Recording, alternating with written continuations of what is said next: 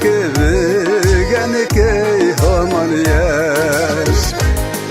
Hem bugün senin tuğan günün, 80 yaş olsam kutluğun.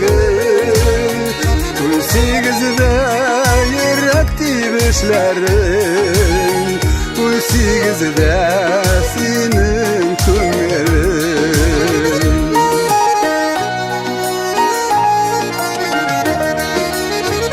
Sıyırmakın senin tabın dolu, sen pişirgen belli şekşekeler.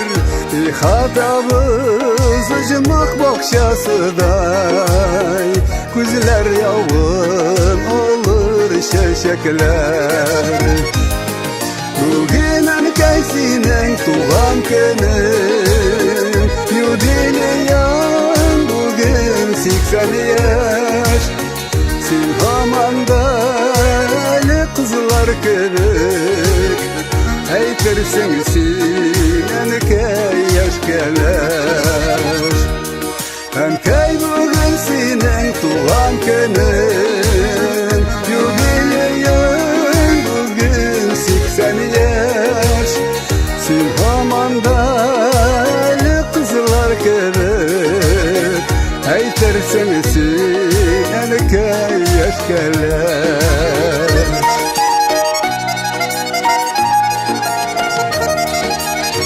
Yaş kolunun ankay serindiler, şuna da okuyaşı girşeşen. Bizge menmin izini tilektiler, bir cihanı yaşı ul yemler. Ankay bugün senin tuğan günün, 80 yaş olsam kutluğun. 18'de yürekti işlerin, 18'de